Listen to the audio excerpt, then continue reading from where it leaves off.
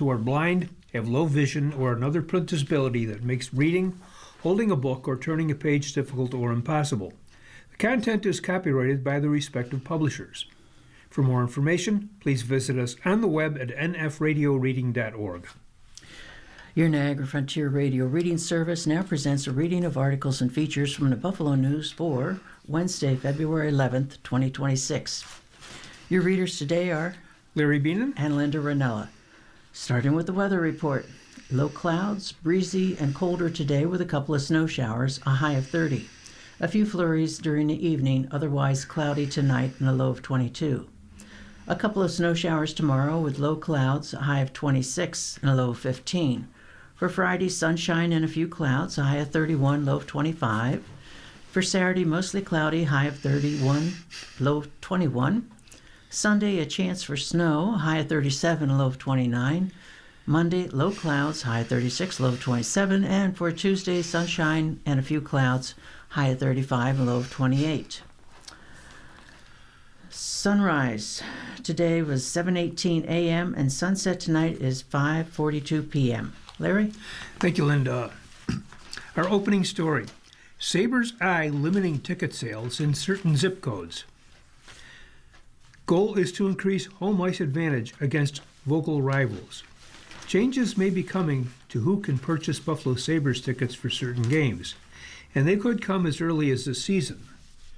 When the Sabres host big games against teams whose fans travel well, like the Toronto Maple Leafs or the Montreal Canadiens, they plan to get creative in making sure most of those tickets remain in the hands of Sabres fans, said Pete Gwelly, the team executive vice president and chief operating officer.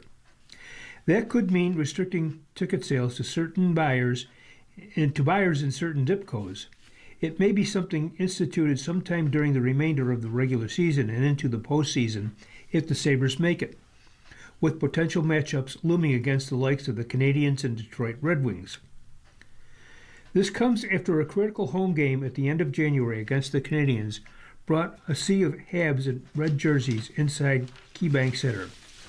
Even Sabres star defenseman Rasmus Dahlin commented on it after the game, saying, "I don't want to see that much red in the building."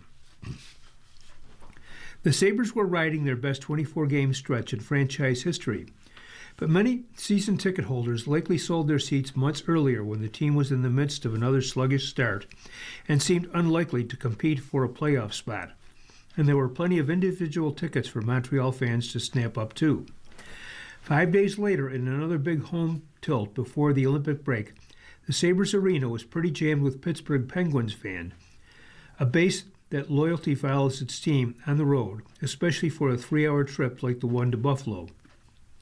Detroit fans also make it a habit to come to Buffalo when the Sabres host the Red Wings. The Sabres are in a good position to break their 14-year playoff drought as they enter the nearly 3-week Olympic break, sitting in the first of 2 wild card spots in the Eastern, as many Sabres fans as possible in the seats for those games at KeyBank Center. It's important to the team, the organization, and the players, and we continue to build out this foundation. It's something that we are taking a serious look at, Gwelly said. I can't agree with Rasmus more. We don't want to see that kind of red in our building over again, he added. The fans don't want to come in here and see that and engage with it. So how did it happen? At first, Sabres season ticket holders took the brunt of the blame for all the Canadian fans in the stands, especially in the lower bowl on January 31st. While some of them certainly did sell their tickets to the opposing team's fans, there are other factors to consider. There's only the equivalent of around 9,000 season ticket holders this season at the 19,000-seat arena, so that means a lot of individual tickets were available for sale, and it's very possible Canadian fans immediately bought single-game tickets once they went on sale. For season ticket holders who sold their tickets for the game, some may have done it well in advance when they did not realize the Sabres would be having their best season in more than a decade. And games against the Canadiens have been one of the few that have paid well for Sabres season ticket holders during years of difficult times for the team, making them more apt to sell. But with the team winning again, Sabres home tickets are starting to have value. Some season ticket holders may see it as an opportunity to sell additional games to make back some of the money they spend on the annual membership. In past years, the Sabres have tracked customer resales and dumped accounts that have sold the majority of home games. In 2024, the Sabres notified a small percentage of season ticket holders who resell many of their game tickets on the secondary market that in light of the recent ticket reseller laws in New York, they needed to repurchase a state-required $5,000 reseller license before they can renew their license membership. Still, Gwelly doesn't blame season ticket holders for what happened, noting that there were a lot of seats up for grabs. Habs fans usually plan in advance and likely bought many of those individual tickets available for purchase. He believes a small percentage of the tickets sold to Canadian fans were from season ticket holders. This arena has turned into a massive home ice advantage for this team, and we want to continue to grow that, Gwelly said. This should be the toughest place to play in the National Hockey League, and we're not going to rest until it is. Going forward, the Sabres plan to implement safeguards so that losing to home ice advantage doesn't happen again. Gwelly did not want to commit to a specific process for that yet, but he said he'll use any means at the team's disposal to make sure the building is protected. But if the Sabres do restrict ticket sales to certain zip codes for some games, they'll need to be careful not to shut out their loyal fan base in southern Ontario, Gwelly said. Some teams in the NHL and other professional sports leagues have restricted ticket sales to certain zip codes. The Washington Capitals used to do this when Pittsburgh fans would try to buy tickets to games in D.C., and the Carolina Hurricanes have done it when they played the New York Rangers in the playoffs. Even the New York Yankees restricted ticket sales to last season's wild-card round against the Boston Red Sox to residents of New York, New Jersey, and Connecticut and Pennsylvania to help keep Sox fans out. During last year's NBA postseason, the Detroit Pistons had a geo-fencing restriction in place for ticket sales during its showdown against the New York Knicks. We want to make sure our players feel the same home ice advantage when they come back and make sure our fans are able to impact those games because they are so critical, Gwelly said. It's also a sign that the Sabres need to work to increase their shrinking season ticket base. Season ticket holder numbers dropped to the equivalent of just over 9,000 this season, coming off several seasons of being at or near the bottom of the league for attendance. This year, the team is inching its way up in the NHL's attendance rankings, averaging more than 17,200 per game through 27 home games, which ranks 21st in the 32-team league. It's the highest average attendance for Buffalo since the 2018-19 season and is up 8% from last season. That equates to 1,300 more fans in the arena per game. The Sabres are also closing in on 1,000 new season ticket holders deposits for next season. Gwelly would like to see that team eventually reach the $12,000 to $14,000 range for a season ticket holder base and believes having more than 10,000 is a realistic number for next season. Now it's time for us to do a better job, Gwelly said. Let's fill the building with more season ticket holders. Let's give them a reason to be here for these big games. What the number of Canadian fans in Buffalo for a hockey game does show is that the border issues between the U.S. and Canada have not had a big impact on Sabres attendance, like some thought might occur. That follows along with the trend for home games for the Buffalo Bills, the team and some of its corporate partners, as well as businesses that benefit from the home games in Orchard Park have reported no difference in Canadians coming to the U.S. when the Bills played at home, despite tensions over tariffs and political rhetoric between the two countries. Gwelly said early in the season it may have had a bit of an impact on Sabres attendance, but as the team performs better, any cross-border issues have taken a backseat to sports. The way things are going, the border is not going to be an impediment to people coming down here, Gwelly said. Thank you, Larry. Higgins, named in the Epstein files, is not the ex-lawmaker. Local viewers of the Rachel Maddow show on MS Now might have done a double take on Monday while watching a segment that focused on prominent people in President Trump's circle named in the Epstein files. For about 25 seconds, a familiar name appeared on screen as the show displayed a manifest from a 2006 flight on convicted sex offender Jeffrey Epstein's private plane, Brian Higgins. However, the Brian Higgins who joined Epstein and 11 others on the flight from London to New York City was not the Buffalo Democrat who served nearly 2 decades in Congress before resigning to take over as president and CEO of Shays Performing Arts Center, a spokesperson for Higgins told the Buffalo News on Tuesday. "I can confirm this was not Congressman Brian Higgins," said Teresa Kennedy, who has worked as a Higgins aide during his time in Congress, which ended in 2024, and at Shays. The manifest, highlighted by Maddow, was included in the trove of documents released last year by the House Oversight Committee, according to CNN, which first reported on this flight log. The U.S. Department of Justice last week released 3 million more records about Epstein, the disgraced financier who died in 2019 in his jail cell while awaiting trial on federal sex trafficking charges. The 2006 manifest shows Epstein flew with John Phelan, then an investment manager and political donor who now serves as Trump's Secretary of the Navy, on March 3rd from the airport just north of London to John F. Kennedy International Airport in Queens. CNN reported a Phelan friend confirmed his presence on the flight, saying he was invited by another person named on the manifest, Bear Stearns CEO Jimmy Kane, who died in 2021.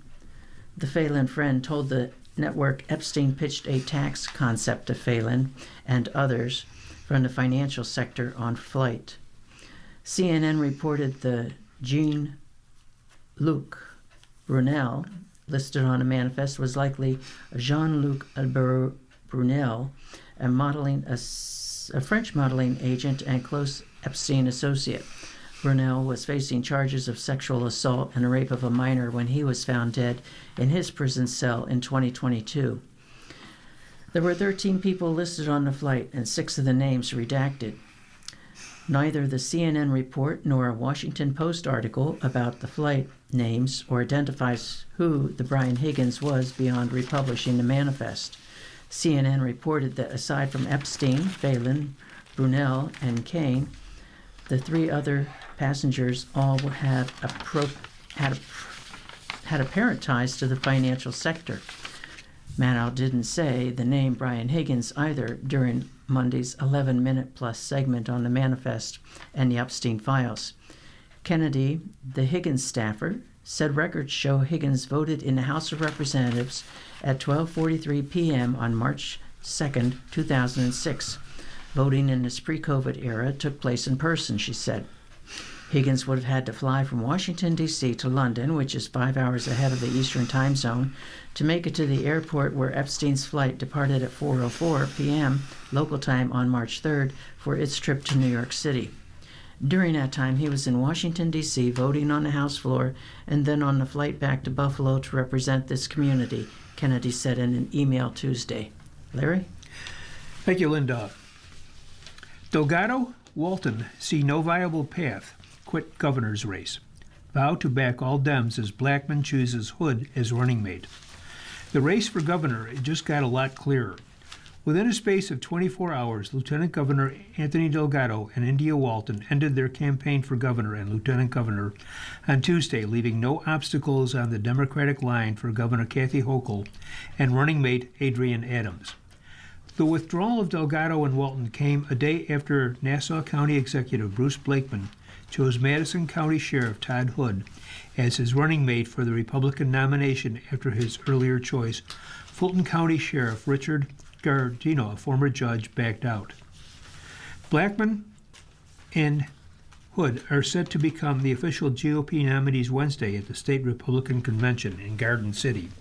Democrats picked Hochul and Adams, the former New York City Council Speaker, as their candidates last week at the Democratic State Convention in Syracuse. Delgado received 14.7% of the votes from state committee members at the convention. Hochul received 85%. In a recent Siena poll, Hochul led Delgado among Democratic voters 64% to 11%. Delgado, a former member of Congress who ran as Hochul's running mate in 2022, only to launch a campaign against her last year, announced that he and Walton had no viable path forward. He said he would back all Democrats in their fight against President Trump. I do not make this decision lightly, particularly given that so many have poured their belief into our campaign and are desperate to be given a voice, he said. Delgado thanked his supporters, including Walton, a Democratic socialist who ran for Buffalo mayor in 2021, won the primary, and then lost to four-time incumbent Byron Brown, who waged a write-in campaign. Ultimately, this decision for me comes down to my belief that to walk with purpose is to walk with love, Delgado said.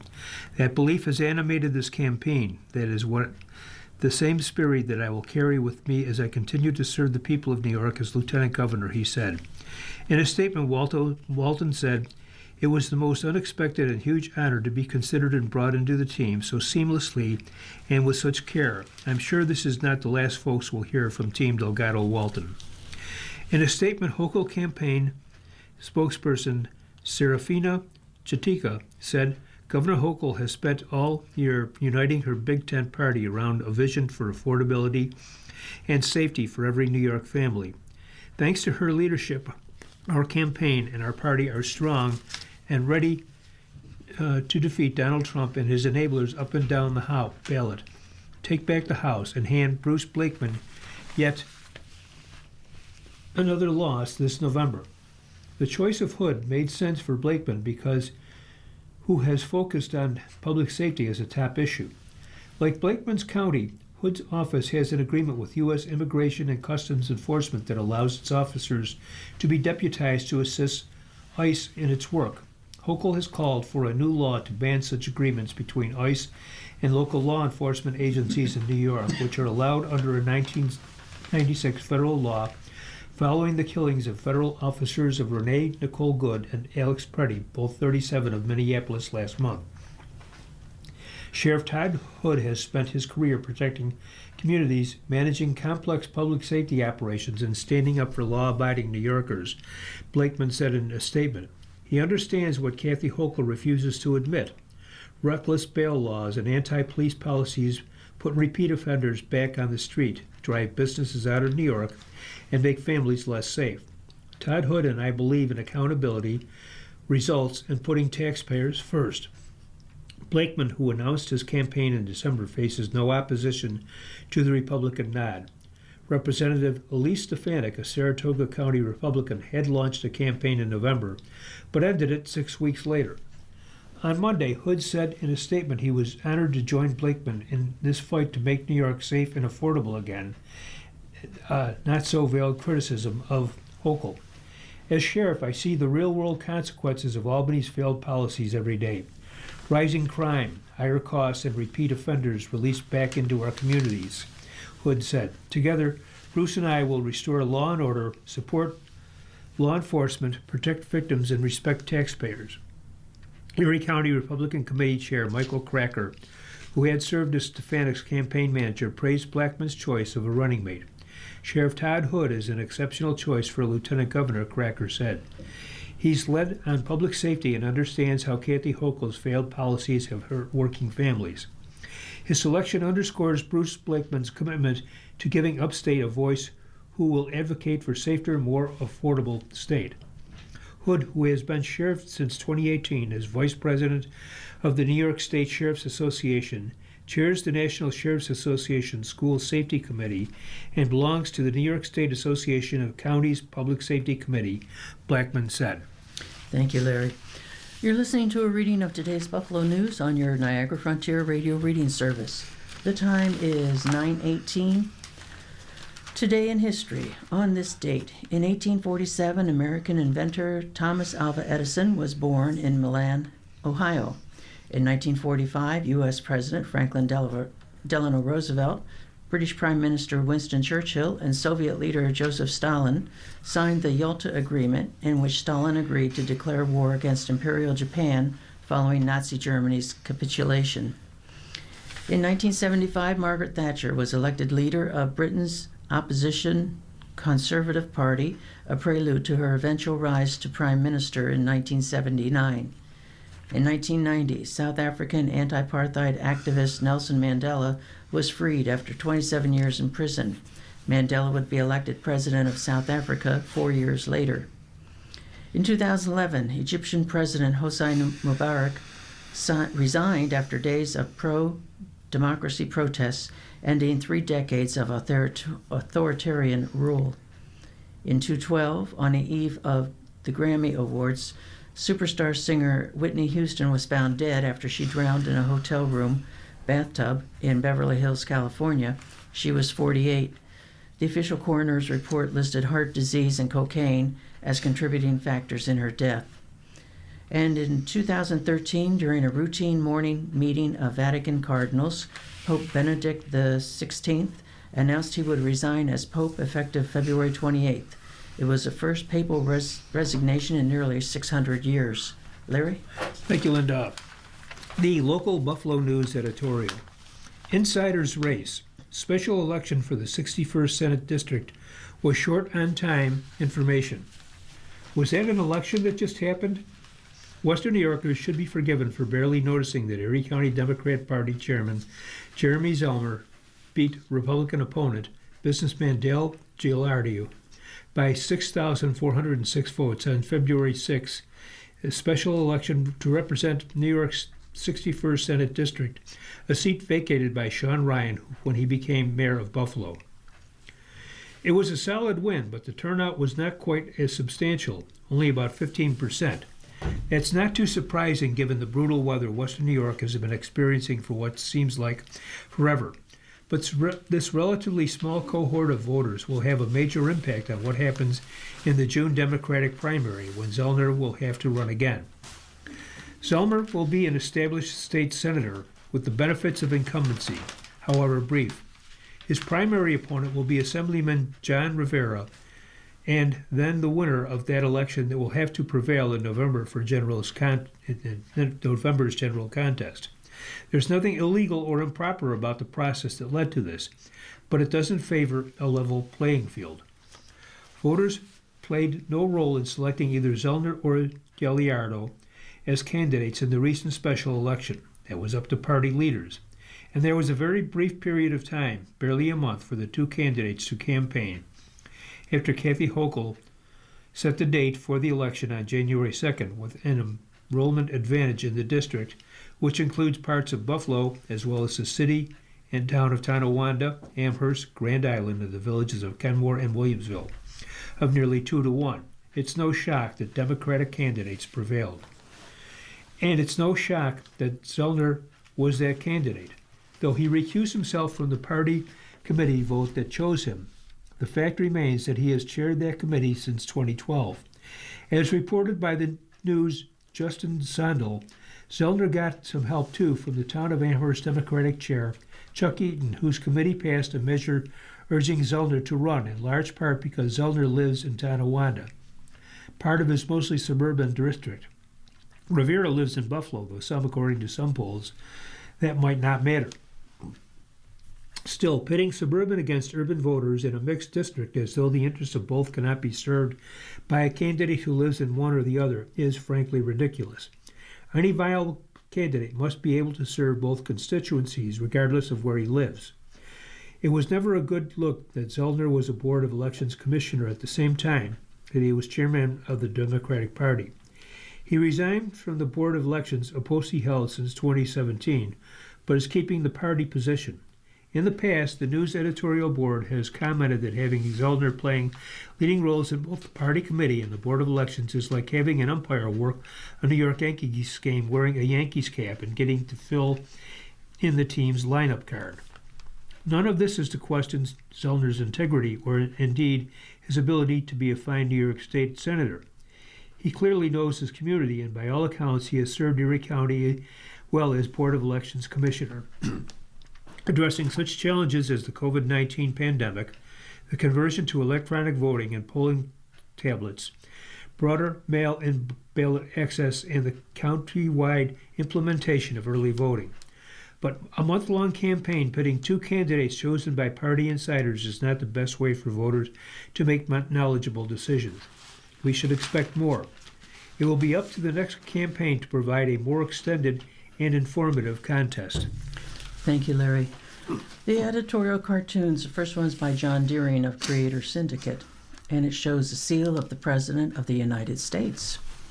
And that's all it has on it. But it's got lines and lines of thick Sharpie marks through it, like there's been a lot of it redacted.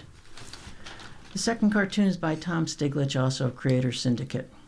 And it shows a woman reporter, and she's out on the street, and there goes a man walking by her, and she turns to another person and asks that person a question. Now, that person has shaved hair on one side of their head and blue floppy hair over the other side with round glasses, holes in their earlobes, and a ring through their nose. And the reporter says, "What did you think of the Bad Bunny Super Bowl halftime show?" And this person says, "I couldn't understand a word he said, but I loved his message." Larry? Thank you. The local Buffalo News editorial. Front yard ice rink is a wonderful idea. This is in response to the January 25th article regarding the ice rink in the front of the property in Clarence. I am hoping the members of the Waterford Village Homeowners Association have more important issues to be concerned about than an ice rink in the front of someone's property that will only be up 2 or 3 months of the year. Instead of thinking of it as an eyesore, how about considering it as a great asset for the children and friends of the Zaninos? It's a better place to spend winter than sitting on the couch texting. I know that homeowners associations have different agendas than we do, but there must be other worry matters to be concerned about. How about a creek that runs through the area? Is it clean enough for natural habitat to live in? How about the safety of the neighborhood? Is it better to have the kids of the area to play hockey on someone's rink, or should these children play hockey in the street? Put your energy and goodwill to better use than working against a 2-month ice rink for the outdoor pleasure of our children. Better still, make friends with the Zenos and learn to play hockey. This from Barbara Hubble of Cheektowaga. Thank you, Larry. Kaleida Health's billing is incomprehensible. Kaleida Health's billing practices at Buffalo General Hospital are indefensible. When I challenged why 2 identical 10-minute podiatry visits were billed so differently, the representative claimed the June 16, 2025 visits, 649 other therapeutic services, code 940, charge was for nail clipping. Yes, $649 for nail clipping, while the October 27, 2025 visit for the same routine service was just $359, code 510 only. This isn't healthcare, it's highway robbery. The full June 16th bill hit $1,110, code 940, $649, code 510, Clinic General, $359, code 982, professional fees, $102.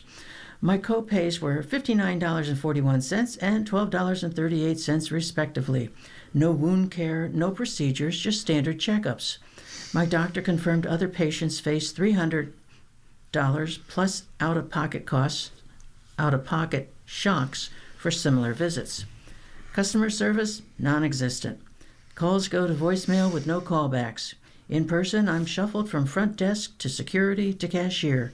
After endless holds, staff deny my 2025 visits exist despite mountains of intake paperwork. Their scripted response, "These are the billing codes. Nothing can be done." Why the wild inconsistencies? Kaleida must explain, standardize billing, and train staff to actually serve patients, not stonewall them. I've escalated to the state's Department of Financial Services, but no one should need regulators for basic fairness. Buffalo deserves better. And this is written by Jonathan Tribble of Buffalo. Larry? Thank you, Linda. We must reduce prenatal substance abuse. Recently, the Buffalo News reported on substance abuse in Jamestown, bringing much-needed attention to the challenges facing individual families and systems in Chautauqua County. A critical dimension of this issue, substance use during pregnancy, has significant implications for children, schools, and the broader community. In Chautauqua County, routine prenatal screenings conducted at first prenatal visits found that among 538 pregnant women screened, 62% were using at least one substance known to affect the structure and function of the developing fetal brain. Alcohol and marijuana were among the most identified substances before pregnancy recognition. Any prenatal substance use increases the risk of complications. Some effects are visible at birth, but many emerged over time. As children grow, prenatal substance exposure can contribute to developmental delays and emotional dysregulation.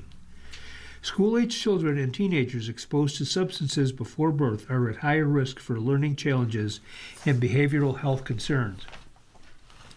Jamestown Public Schools is responding by strengthening social, emotional supports and investing in prevention and early prevention and intervention.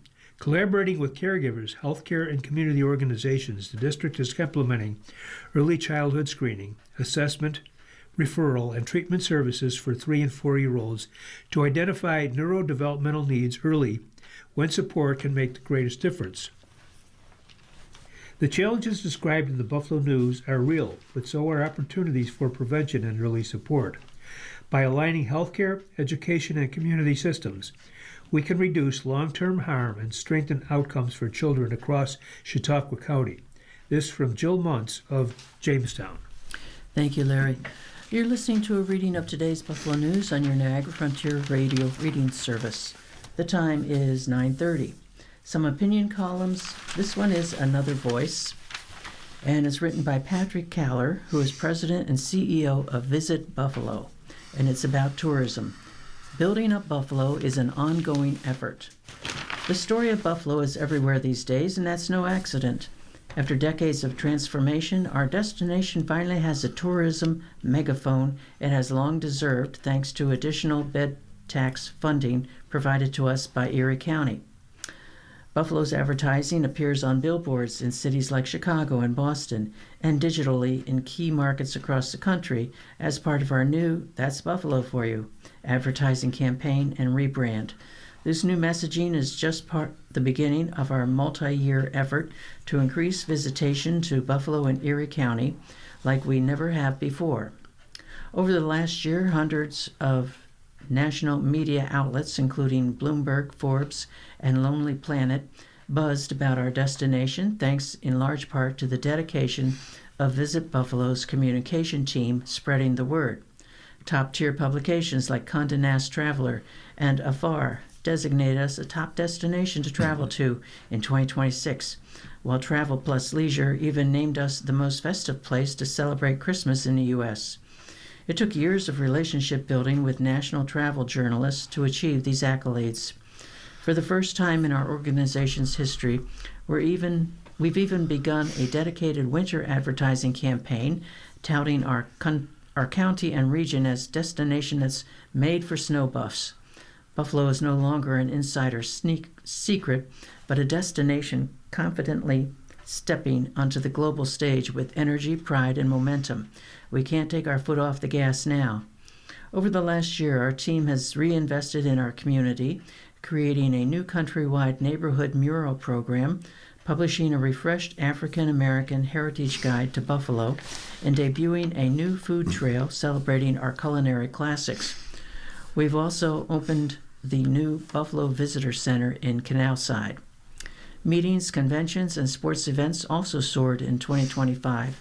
The year ahead will build on that momentum with signature events like the NCAA men's basketball tournament and NHL draft generating millions of dollars in local economic impact. It's been nothing short of an outstanding year, and it's only the beginning. Our collective investment in tourism marketing must be a long game effort. Let's keep the momentum going into the next chapter in 2026. Larry? Thank you, Linda. Following is from Froma Arab. Democrats can easily lose the midterms if they choose unwisely. Democrats are buzzing over the surprise victory of Taylor Ramett in a Texas state Senate race. Ramett won by 14 points in a Fort Worth area district Donald Trump carried by 17 points in 2024. The outcome inspired a piece by Republican strategist Karl Rove titled, "Midterms are Dems to lose, and they may." Rove doesn't gloss over Republicans' weak spots. The president's dismal approval ratings, falling consumer confidence, and the daily churn of Trump-fueled chaos. But he also notes the Democrats' penchant for nominating far-left activists in moderate districts, candidates who inevitably lose the general. Rove is right about it all, which leads to a question for Democrats. Have they internalized that a Democratic socialist who wins New York City would be dead on arrival most everywhere else? The recent unexpected Democratic wins feature a very different sort of candidate, a moderate, pragmatic, and above all, normal. Remick checks the boxes for a Texas Democrat. He is a labor leader who served in the Air Force. He focused on his campaign on economic concerns and steered clear of the culture wars. In his post-election interview with CNN, Aaron Burnett tried to drag him into national politics. At the news channels, left or right, everything is Trump, all the time. Burnett notes that Trump posted several endorsements of Burnett's opponent, and she played the clip wherein Trump runs for cover. It's a local Texas race, he said sheepishly. I have nothing to do with it. Remick didn't take the bait and make his victory a referendum on Trump. Well, I don't believe he was able to vote in this race, he said. I was so focused on, talking to the voters here and meeting with them. Burnett then asked him to respond to a Republican spokesman charge that Democratic moderates are pushing the same radical socialist agenda seen from New York to California. What do you say to that, Taylor?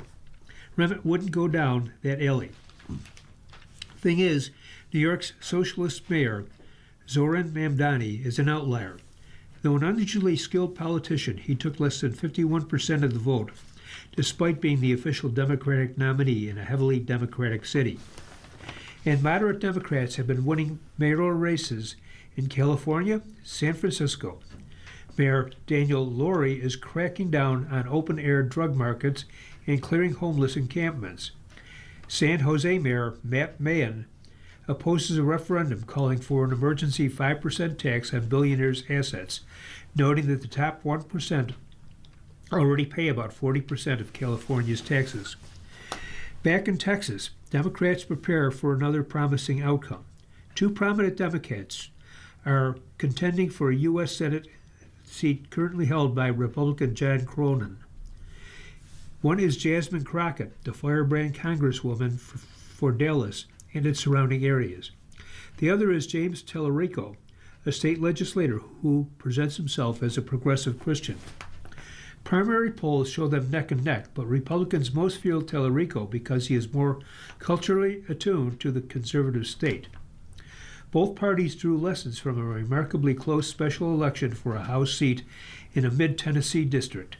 Trump took it by 22 points in 2024, but only a year later, Republican candidate Matt Van Epps won by just 9 points. And he was running against a community organizer backed by Democratic socialists. The lesson for Republicans was that their party faces real trouble in the midterms. The lesson for Democrats is broader. Nominate candidates who are bad fits for their districts, and then, yes, they can lose, even with the Republican brand in tatters. Thank you, Larry. Some business and financial news. Energy Star survives Trump's plans to kill it. Energy Star, the program that helps guide consumers to more energy-efficient appliances and electronics, has survived the Trump administration's plans to cut it. The program received sufficient support in Congress that it was included in budget legislation signed this week by President Trump. Environmentalists and advocates called it good news for consumers and the planet, but raised concerns over how a program will be administered under a shrunken Environmental Protection Agency, or EPA. But Energy Star is not the only energy-efficient program targeted by Trump. He has regularly said efficiency standards for household items and appliances, many strengthened under predecessor Joe Biden's administration, rob consumers of choice and add unnecessary costs. His first executive order upon returning to office last year outlined a vision to unleash American energy. In it, he emphasized safeguarding the American people's freedom to choose everything from light bulbs to gas stoves to water heaters and shower heads. At the same time, Trump has targeted efficiency, and he's also sought to block renewable energy development such as wind and solar, and boosted fossil fuels that contribute to warming, including gas, oil, and coal.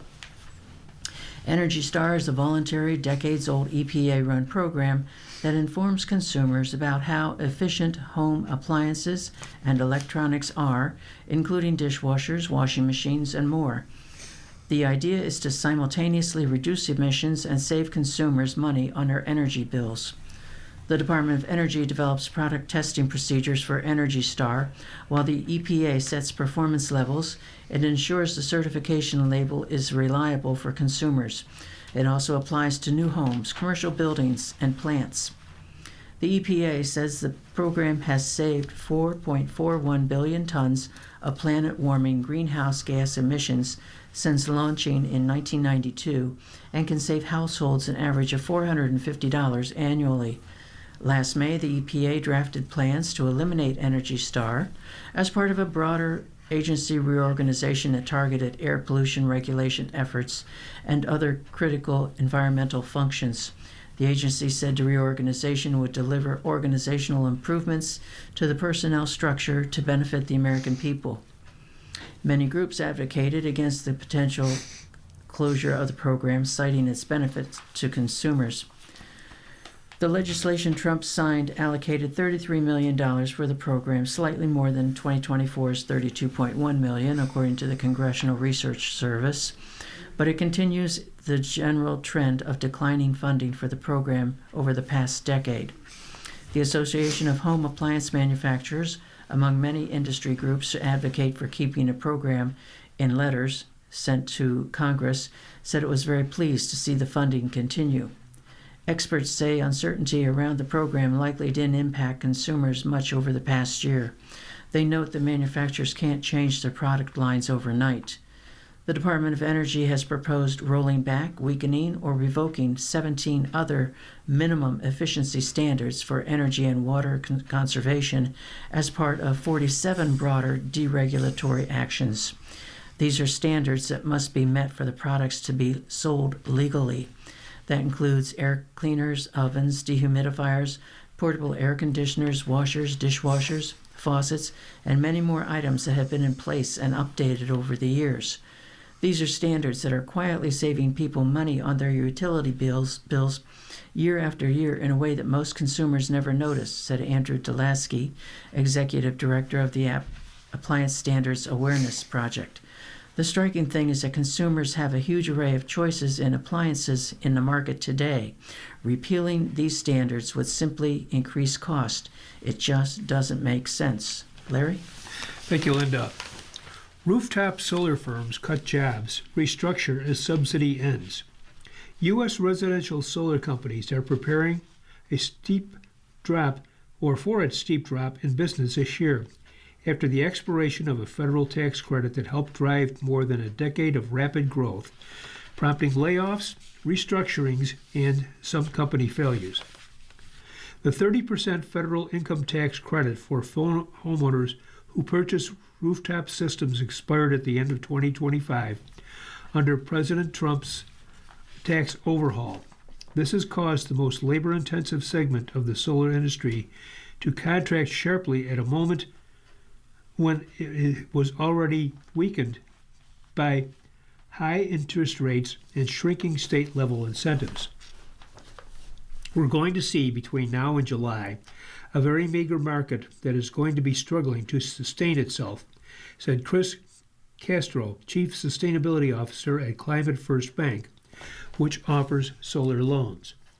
Enphase, which produces microinverters that turn solar energy into useful power, said last month that it would cut 160 jobs, or 6% of its workforce, and reduce operating costs because of the policy change. Freedom Forever, the nation's #2 residential installer behind Sunrun, abandoned 10 of its 30 state markets and laid off about 20% of its employees, said Policy Director Ben Arith. Other companies have gone bust. Pure Light Power, an Oregon-based installer operating across a dozen states, filed for Chapter 11 bankruptcy protection in December, impacting about 200 workers. Texas-based TriSmart Solar halted operations at the end of last year, according to employee posts on LinkedIn. Trump has enacted widespread cuts to clean energy subsidies since taking office last year, arguing solar and wind power are more expensive and less efficient than fossil fuels, and dismissing concerns about climate change. Solar analytics firm Ohm Analytics last year slashed its forecast for residential solar panel installations due to the loss of the tax credit. It now expects them to decline 20% in 2026 instead of rise 8%. Wood Mackenzie, meanwhile, predicts installations will fall to their lowest level since 2020 and will not recover until the end of the decade. That slump could make it harder for the United States to meet rising power demand driven by the proliferation of new data centers, undermining a key policy goal of the administration, according to industry players. This is the easiest and fastest way to support increased demand, said Emily Walker, Director of Content and Insights at Energy Sage, an online solar marketer which now has diversified into heat pumps and other home energy equipment. One segment of the market, however, remains sheltered. Companies like Sunrun that own rooftop systems and sell the electricity to homeowners under subscription-style contracts can still claim a separate federal tax credit and pass savings along to customers. As a result, many installers that previously catered to cash or loan buyers are now turning to financiers offering such third-party ownership TPO models. People are looking to save, and that TPO product is the quickest route to do so, said Zach Hare, Vice President of Residential Sales at Lumina Solar, based in Maryland. But some in the industry argue that leasing creates too many complications for homeowners, particularly when selling a property.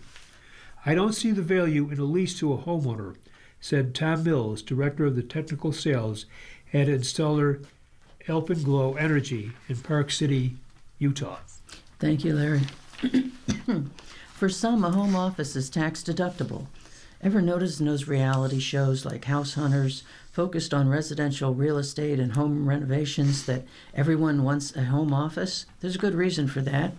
The extra home office space can be a tax deductible every year as long as you meet all the requirements to claim it. There are a lot of rules around what home office expenses can and can't be deducted and how they can be deducted, but you must first know if you even qualify. The IRS has a clear line to determine that. If you receive a W-2 for your work, you are not eligible. On the federal level, home office deductions are not for an employee of a company who is a remote worker, said Hannah Cole, an IRS enrolled agent and author of Taxes for Humans. Hybrid workers are also out. Some states, like Pennsylvania, allow W-2 employees to take deductions for some work-related expenses the company doesn't reimburse. Check your state's rules. But the federal government generally reserves home office deductions for those who receive a 1099 for their work. They typically include people who are self-employed, freelancing, or working on a contract. If you have a side hustle in addition to a W-2 job, then you may be able to take the home office deduction. About 72.9 million Americans were self-employed freelancers, consultants, and contractors managing their own businesses in some capacity last year, according to MBO Partners, which provides tools for independent workers. The rules are strict, and calculating your deductions can be complicated. If you're self-employed and use your home office exclusively and regularly for that work, you may be able to deduct from your federal taxes a portion of home-related expenses such as mortgage interest, property taxes, homeowners insurance, and utilities. But be mindful of details, experts say. If you work on your dining table, you can't deduct that because it's not used exclusively for work, said Teresa Tippy, EP Wealth Advisors, tax manager and financial planner. But you could purchase a desk and have it in a corner of your house, and if that's used exclusively and regularly for work, you can deduct that space. Larry? Thank you, Linda. December retail sales fall flat as consumers feel squeezed. Shoppers pulled back the pace of their spending in December from November, closing out the holiday shopping season and the year on a lackluster tone. Retail sales were flat in December from November, when businesses was up 0.6%, according to the Commerce Department. Economists were expecting a 0.4% increase for December. Thank you, Larry. As part of our newspaper reading, we now present the day's death listings. If you need further information on any of these names, call us at 716-821-5555. That's 716-821-5555. Beck, Bruce R. Brown, Nisana. Lepore, ne DeCellis, Bambina. Marasco, DeJohn, Margaret Ann, Margie. Page, Melissa. Schultz, Loretta A. Wozniak. Smith, Mary Elizabeth Beth. Webb, Richard. And John Lapping, 88, prominent architect and preservationist. If you need further information on any of these names, please call us at 716-821-5555. That's 716-821-5555. Larry? Thank you, Linda. Royal Stars, happy birthday for Wednesday, February 11, 2026. You are inventive, creative, enthusiastic, and helpful. You're a great host with a sense of fun. This year, major changes will bring you increased freedom. Let go of whatever is impending or impeding your growth. The stars show the kind of day you'll have. 5 dynamic, 4 positive, 3 average, 2 so-so, and 1 difficult. Aries, this is a great day to do something that makes you feel more enthused about life. Tonight, learn something new. Taurus, 3 stars. You look good to everyone right now because the Sun and fiery Mars are at the top of your chart. Tonight, check your finances. Gemini, 4 stars. Although today's moon is opposite your sign, which means you have to go more than halfway when dealing with others, this is a positive day. Tonight, show interest. Cancer, 3 stars. This can be a productive day for you because you're enthusiastic and because enthusiasm is contagious. You might attract social, practical, and financial support from others. Tonight, work. Leo, 4 stars. This is a playful day and you want to have fun. Very likely, friends, partners, and spouses will join you because you're enthusiastic. Tonight, relax. Virgo, 3 stars. This is an excellent day for family discussions, especially related to home businesses or how to make domestic improvements. Tonight, enjoy time at home. Libra, 4 stars. You're keen to talk to others today because you have something to say. You might want to sell something, explain something, or teach something. Tonight, conversations. Scorpio, because you're concerned with establishing better control over your private world and your home life, money might be an issue. Tonight, check your money. Sagittarius, 4 stars. Today the moon is in your sign, dancing beautifully with fiery Mars and the sun making you feel independent and willing to take charge. Tonight, you're strong. Capricorn, 3 stars. Grab any chance to enjoy some privacy today. You will welcome this. Nevertheless, conversations with daily contacts will be warm and rewarding. Tonight, enjoy solitude. Aquarius, 4 stars. A conversation with a friend or member of a group will be a welcome experience for you today. Someone might help you rethink your future goals. Tonight, talk to a friend. Pisces, 3 stars. With the moon in your chart today, you are high vis. This happens for 2.5 days every month. It does not mean that some people will know how personal details about your private life. Tonight, show respect. Linda? Thank you, Larry. Hints from Heloise. Pastor weighs getting a dog at 90 years old. Dear Heloise, maybe you can help me.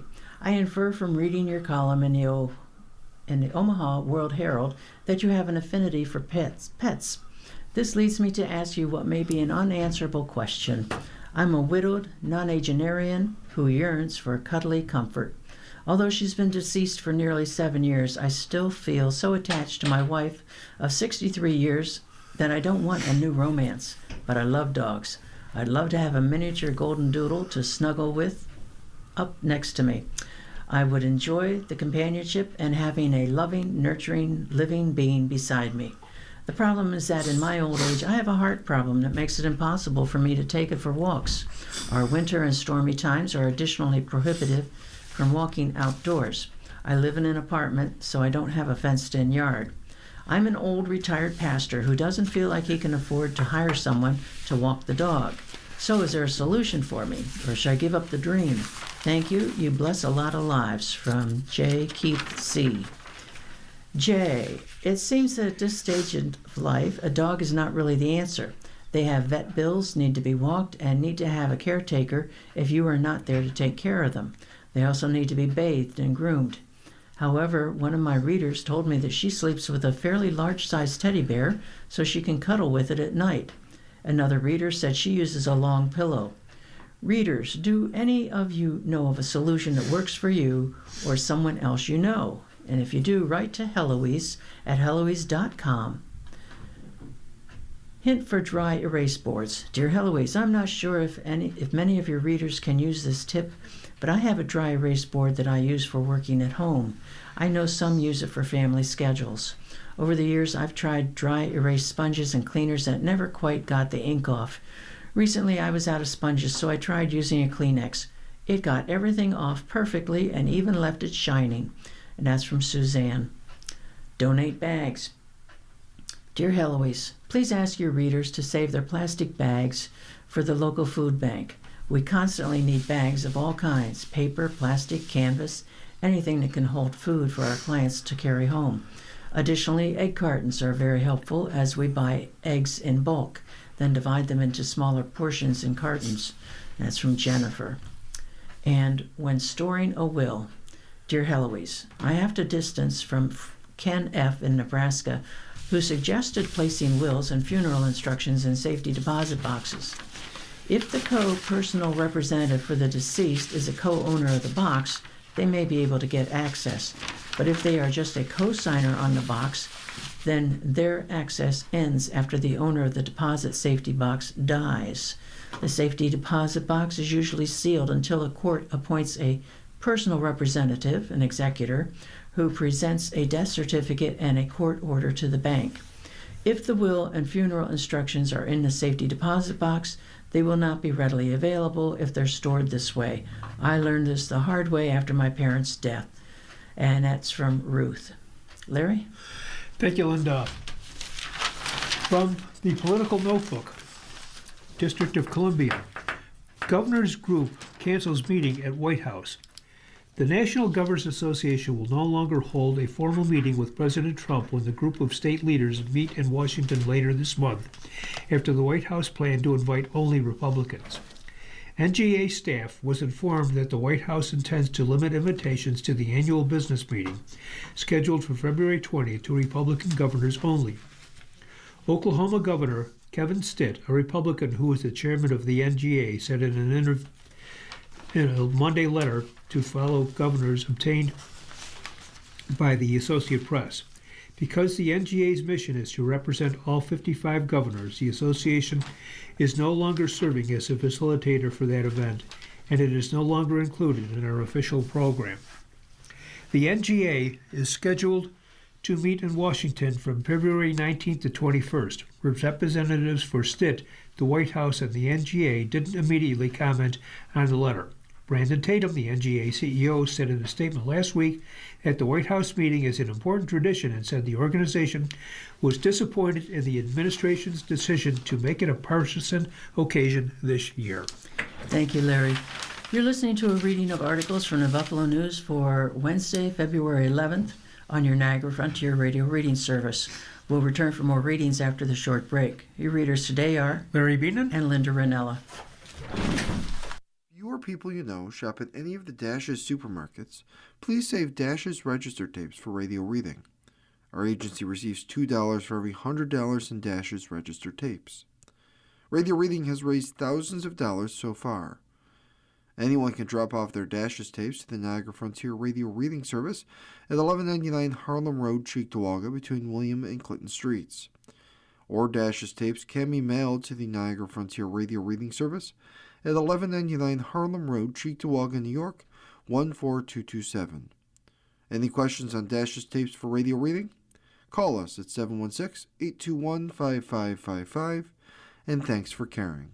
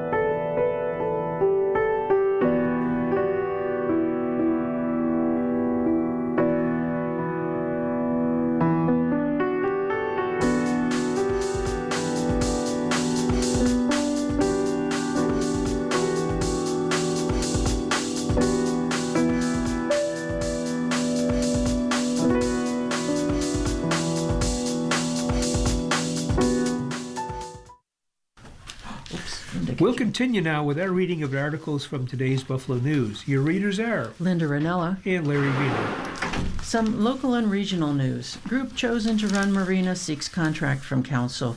The business group that successfully emerged from a selection process last year to run the Erie Basin Marina is now seeking support from the Buffalo Common Council to get a signed contract. But some, including City Comptroller Barbara Miller Williams and restaurateurs who felt they were unfairly treated in the process, want the city to take another look at potential operators before making a commitment.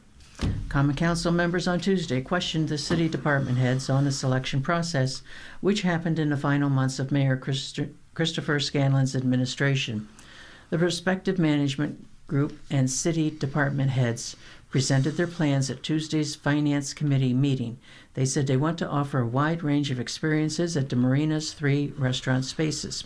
The operators said they envisioned places to buy hot dogs and ice cream, an outdoor bar with live music, and upscale casual seafood dining options to be available for visitors this summer. John Nash, the former manager of the marina under previous operator Smith Boys, submitted the winning request for qualifications, those are RFQs, under the newly formed company Marina Management Group. He is partnering with restaurateur Jason Davidson, who owns the Terrace in Delaware Park and Liberty Hound in nearby Naval Park, which are both in city-owned properties. Nash has run a day-to-day operation at Erie Basin for the last 4 boating seasons. He said he was sometimes frustrated by the lack of investment into the property from Smith Boys and has ideas on how to grow the marina business, making a better experience for slip holders, visiting boaters, and people using the tour boats that leave from Erie Basin. Davidson said he and Nash have a good relationship, as Davidson has run the Sully's Outdoor bar operation for the last few years, and they have a vision for each side of the operation benefiting the other. The Common Council is reviewing a draft contract for Marina Management Group.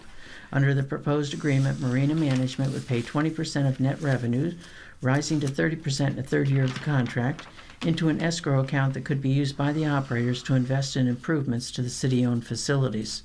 The city is also proposing that the new operator sign a 5-year contract with options for renewals instead of a 3-year contract.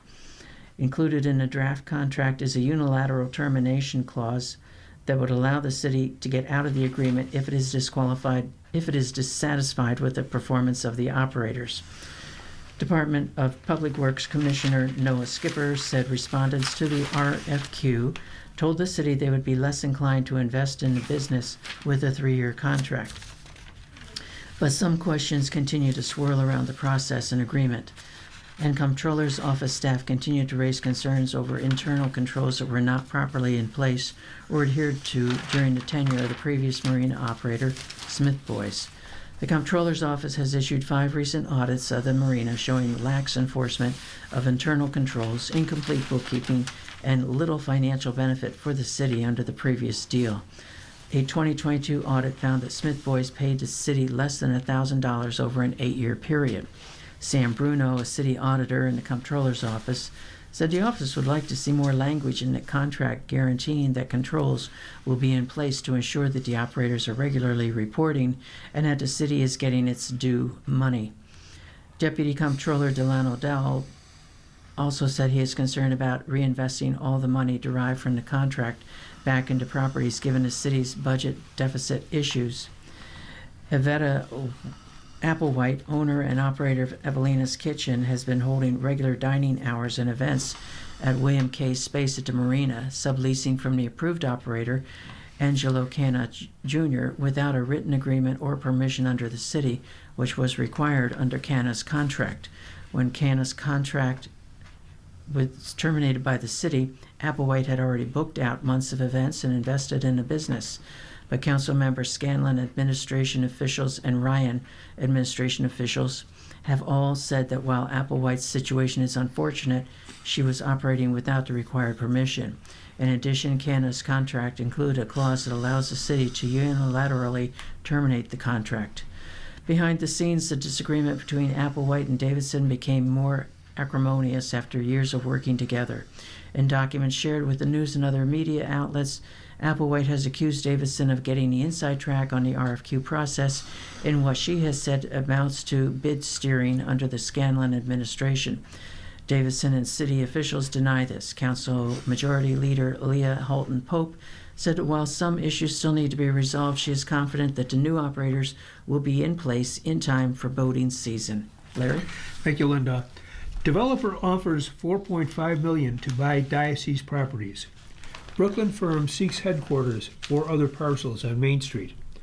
The Buffalo Diocese has a $4.5 million offer from a Brooklyn developing company for the purchase of the Catholic Center and 4 other parcels on Main Street. The offer is from BFC Buffalo Maine LLC, an affiliate of BFC Partners, which has been doing housing development projects primarily in New York City since 1984. The company has been active in the Buffalo market for about 5 years as a developer on the $57 million rehabilitation of the McCarley Gardens apartments and townhouses that just south of the Buffalo Niagara Medical Campus that was completed in 2024, and a planned $126 million renovation of 360 units at Town Gardens, a Section 8 apartment complex on Clinton Street. A company spokesperson issued a prepared statement Tuesday morning saying that BFC is committed to bringing affordable and workforce housing to Buffalo. The company will preserve the landmark diocese headquarters building while building affordable housing and continuing its investment and revitalization efforts, especially on the east side, the statement said. The diocese has been in Chapter 11 proceedings since 2020 and is selling off much of its property to help pay $150 million toward a settlement fund for nearly 900 sex abuse claimants. The Main Street properties located near the medical campus are among the most valuable. We are pleased to see the property redeveloped, especially recognizing the demand for housing adjacent to the medical campus. This transaction also enables the diocese to fulfill its funding commitment for the Chapter 11 settlement while moving the Catholic Center staff to a smaller space more in line with its current needs. Rick Suchin, the diocese chief operating officer, said it in a statement provided to the news. The longtime headquarters of the diocese is inside the former Courier Express building at 795 Main Street, an Art Deco-style landmark that was built in 1930 for the daily newspaper's office's printing operations. The Courier Express shut down in 1982. The diocese purchased the building, renovated it, and moved its offices there in 1986. The $4.5 million offer is less than half of the diocese's original list price of $9.8 million for the 5 properties, which include the Catholic Center, a 2-story office building at 801 Main Street, an adjacent garage structure on Main and Burton Streets, and parking lots on both the east and west side of Main Street. The offer includes a leaseback option for the diocese to use 31,500 square feet of office space at 801 Main Street for 3 years. The diocese moved all staff into the smaller office building in December. As many as 300 diocese employees once worked inside the former Courier Express building. The diocese employs fewer than 60 staff after a layoff in August to cut costs. With its purchase offer, BFC Buffalo Maine LLC agreed to be the stalking horse bidder in an auction required by the federal bankruptcy court for any sale of diocese-owned property. That means the BFC Buffalo Maine LLC has agreed to be the first bidder in the auction, setting a floor price for the properties. Attorneys for the diocese late Monday asked the U.S. Bankruptcy Court Judge Carl L. Buckey to approve the bid process. A date for the auction has not yet been set. BFC Partners also has plans with McCarley Gardens owner St. John Baptist Church for a second phase that will construct 220 affordable apartments, retail or medical office space, and parking for 160 vehicles, more than doubling the overall size of the neighborhood. However, medical campus officials have sued to block those plans, arguing that as currently designed, it would interfere with their future expansion plans for the campus. Thank you, Larry. Some Short articles, Metro Rail expansion plan takes the next step. Given its price tag, there's good reason to be skeptical. The Metro Rail expansion connecting Buffalo to Amherst and Tonawanda, more than doubling the length of public rail transit in western New York, will ever come to fruition. But the idea keeps moving forward. The Federal Transportation Authority on Tuesday announced the completion of an environmental review of the Buffalo-Amherst-Tonawanda corridor transit expansion project that would add 7 miles of rail from University Station at the University of Buffalo South Campus to key areas in the North Towns, including UB North Campus. The 10-stop expansion would be light rail, using trolleys like the current NFTA Metro Rail, as opposed to rapid bus transit, or not building at all, which were also considered. The rail line would connect Canalside with areas as far north as Interstate 990. 2 stations with park and ride options are planned. The light rail option was chosen because it offered the fastest travel time, highest ridership potential, and the greatest economic impact compared to the other alternatives evaluated, the Niagara Frontier Transportation Authority said in a news release. The NFTA added that implementation of the rail expansion would save 11 million automobile miles per year.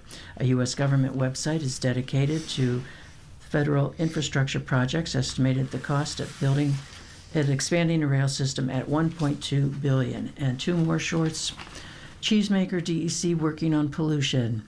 Great Lakes Cheese issued a statement related to a Tuesday Buffalo News story about emails between the company and New York State Department of Environmental Conservation. The emails revealed in a Freedom of Information Law request by the News show the DEC knew Great Lakes Cheese dairy wastewater discharge into Ishia Creek was potentially deadly for fish and wildlife for at least 2 weeks in August before the agency took action to stop the pollution.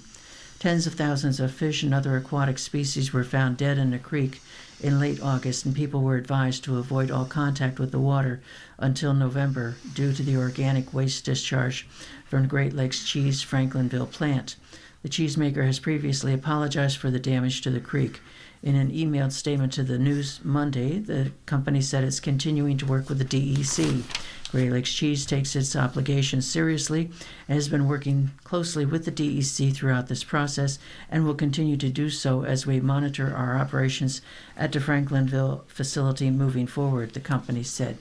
And one last short, deal to buy troubled Albion nursing home is terminated. It appears a troubled Orleans County nursing home won't be getting a new owner after all. The group formed to buy the Villages of Orleans Health and Rehabilitation Center is terminating its agreement to purchase the Albion nursing home, according to a letter sent to the State Department of Health on Friday and obtained by the Buffalo News. We continue to act in good faith throughout this process. However, conditions created during the New York State Department of Health review have made this transaction no longer viable, wrote Joseph Mirabito, president and managing member of Elemental Management Group. Larry? Thank you, Linda. SEPA Gallery flooding causes major damage. Flooding at SEPA Gallery in Buffalo's historic Market Arcade caused tens of thousands of dollars in damage and put the arts organization out of commission for several weeks, its leaders said on Tuesday. Much of the equipment damaged included photographic enlargers, film scanners, specialized equipment for art photography, and printer capable of making massive photo prints for art exhibitions. Televisions, a number of computers, and office equipment were also destroyed or badly damaged. SEPA Executive Director Ben Hickey said the water reached depths of 6 to 12 inches Thursday night and came pouring down from the top of basement walls. He said the organization is still adding up the damage. Thinking about the capacity we've lost, the events we've had to postpone or cancel, just not even being able to put a dollar amount on it yet, that's the part that's demoralizing, said Hickey, who has led SEPA since 2024. The Market Arcade was built in 1892 by architects E.B. Green and W.S. Wicks and is listed on the National Register of Historic Places, according to Visit Buffalo. It's the best surviving example in the city of a Victorian shopping arcade, an early forerunner to indoor shopping malls. Today, it is still home to retail and commercial space. Sinatra Development Company, the building's owner, plans to convert the building's upper floors to apartments. Matt Connors, Vice President of Development at Sinatra Development, said a broken sprinkler from a hotel next door was the source of the flooding. He said the building itself did not sustain permanent damage. It was out of our control, unfortunately, but we worked with SEPA Gallery and our other tenants to support their needs and take steps to prevent further damage within our property boundary, Connors said. Hickey said the landlords reacted quickly and helped limit the damage to SEPA's equipment, as well as to the historic building. SEPA's basement houses its public darkroom, which Hickey believes is the largest of its kind in western New York. Photographers can rent darkroom space at low cost and use the facility's enlargers, chemicals, and printing services. There are about 100 regular users of the facility, according to SEPA, but hundreds of students come to the space from around the area each year for photography classes or field trips. The facility is also used by adult day programs for art education and hands-on learning, including photography classes for adults with intellectual or developmental disabilities. SEPA canceled all programming through the end of this month. Several people were using the space when the water first began rushing in on Thursday. Nathan Eli, SEPA's education director, said that some water seeps up from the floor from time to time, but when he learned it was running down the walls, he knew the damage was going to be extensive. By Tuesday afternoon, the standing water was long gone and SEPA's basement was loud with the roar of fans and dehumidifiers. Hickey said he's grateful the damage wasn't worse, but said cleanup will take weeks, if not longer.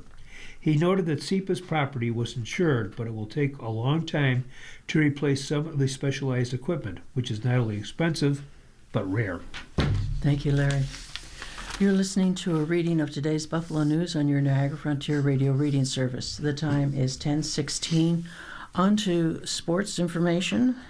First, we have a bunch of shorts here from the Olympics.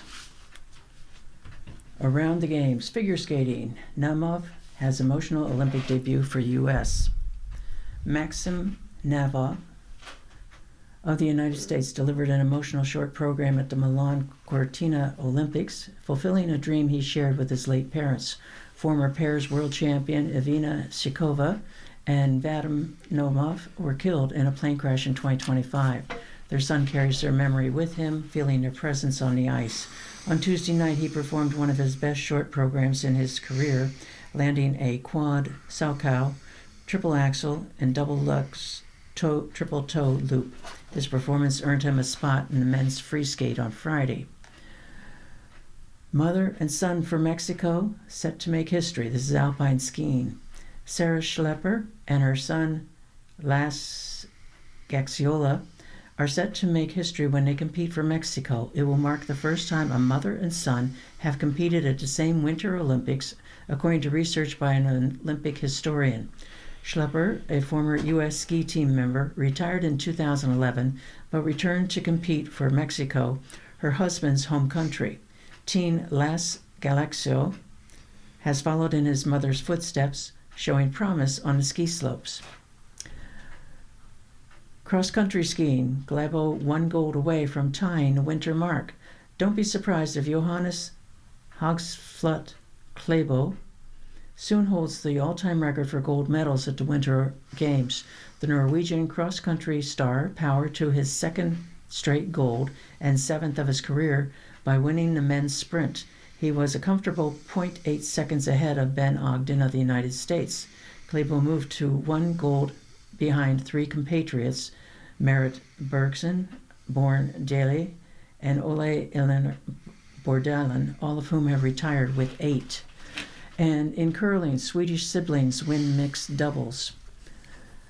At the end of the ice was the brother pumping his fist. At the other end was the sister jumping up and down with her broom in her hand and a look of disbelief on her bespectacled face. Isabel and Rasmus Rana, Sweden's first ever team of siblings at the Winter Olympics, won gold in mixed doubles curling on Tuesday night, beating U.S. pair Corey Thies and Corey Dropkin. The Ranas persevered through a nail-biter of a championship game in front of a spirited pro-U.S. crowd and pounced after the Americans left an opening in the last end. Isabella threw the winning stone and hunched close to the ice, watching her brother sweep until their red stone knocked out the Americans' yellow rock for a 6-5 victory. It was a perfect shot for me to take, a takeout, Isabella said. But of course you're nervous. It's the last shot, and you know if you make it, it's an Olympic gold. But I felt like if we kept the calm. You talked about how we're going to throw it, and I knew that I was really a strong sweeper. The Americans made history just by getting this far. They became the first U.S. team to medal in Olympic mixed doubles, and this is the first American woman to medal in Olympic curling. Larry? Thank you, Linda. Rogers brings skill to Bill's special teams. New coordinator is a known commodity to Bean Brady. When Jeff Rogers was going through the interview process to eventually join the Buffalo Bills coaching staff, an obvious question was, why special teams?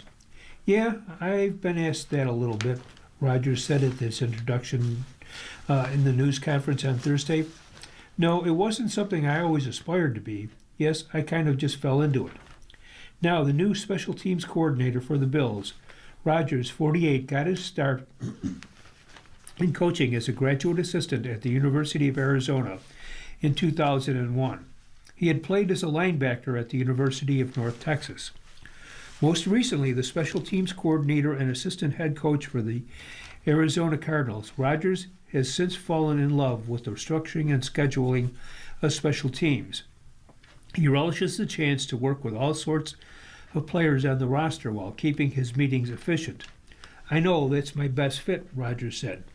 I mean, from a daily work schedule, the impact you can have on the roster, it fits my brain. After starting as a graduate assistant, Rogers made the jump into the NFL 2 seasons later and has been there ever since, with the exception of 1 year, 2008, at Kansas State. He followed coach Larry McDuff, who was heading from University of Arizona to the San Francisco 49ers at a time when the league as a whole was shifting how special teams were coached. More clubs were beginning to have a designated special teams coordinator instead of just being a side task for either the offensive or defensive coordinator. Rogers made the jump to the big leagues as a special teams quality control coach. The Bills marked their 6th NFL franchise, and he's entering his 23rd year coaching in the league. Rogers was with the Carolina Panthers from 2009 to 2010, where he overlapped with Bills general manager Brandon Beane. It was that relationship that got the ball rolling for Rogers to join the Bills. Rogers no longer was under contract with the Cardinals, and he was reaching out to different people he knew around the league. I've got a past with Beane 15, 16 years ago, and then got involved with head coach Joe Brady and more of a phone and that kind of communication and got going from there, Rogers said. And just initial conversations and how things went, what was my role in Arizona day-to-day basis, what their vision was for here, and still working some of those things out. But excited to come to Buffalo because it's a good organization, good quarterback, and pretty vast history on special teams. In more than 2 decades in the league, Rogers has seen teams construct their rosters in all sorts of ways. There are years when he's had tangible say for what special teams players make the roster. There are years when he's been at the whim of other coaches. For how involved he'll be in voicing his opinion in Buffalo, that's still being determined. The answer is, I don't know just yet. We haven't gotten into that, Rogers said. That part of it. In the past, you try to have a really good understanding of what's here and what's on your roster before you start looking for certain things. I'm sure there will be areas of emphasis. Defense is probably going to be a little different. I would imagine offense with the same play caller involved, maybe not quite as different, but I don't even know contractually where guys are at free agency and stuff. So I just try to be accurate with the things that we feel like are important and the skill sets that we see on tape. But Rogers knows that what he's looking for. Ball security reigns supreme, and so does freeing up players mentally. I want guys to play fast, and I want us to play fundamentally sound, Rogers said. If a guy ran 4.5 at the compound, I want him to play like that. Rogers is admittedly still getting to know the Bills roster. He used return specialist Ray Davis as an example of a case where he's seen tape of the player from common opponents. Davis' 97-yard kick return touchdown against the Houston Texans came to mind, but he hasn't done a full evaluation yet. Still, it's not just players that Rodgers will impact. He knows a thing or two about first-year head coaches, having worked with 3 and 6 years with the Cardinals. His advice to new head coaches? Be yourself, Rodgers said. I've been around guys who changed, and I didn't know they changed because I hadn't worked for them, right? And then a couple of years down the road, you see them in a different light. It's like, man, that would really have helped you if they'd have seen that side of your personality. So to me, that's the biggest thing. Brady and Rodgers are still getting to know each other, but Brady has already been picking the veteran coach's brain. We're just talking through things that we've worked well, things that haven't, Brady said of Rodgers, and that openness and that collaboration has helped our relationship in the few days that we've been going. I know the knowledge he has from a football standpoint, but now just seeing that organizational skills, that game management thoughts he has as he goes through things, and his ideas of, hey, some of the successful off seasons in different ways that he's done it through the years, that's all helpful for me. Linda? Thank you, Larry. Going back to the Olympics, U.S. blanks Canada in women's hockey. Hannah Bilka scored twice, and the United States youth and speed overwhelmed a Canadian women's hockey team missing its captain in a 5-0 win at the Milan Cortina Games on Tuesday. The lopsided victory clinched first place for the U.S. in Group A, entering the quarterfinals.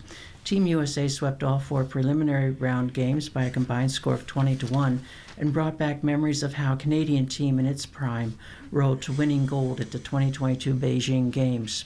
The tables have since turned, and it was evident on the score sheet from a roster that features 7 players still in college.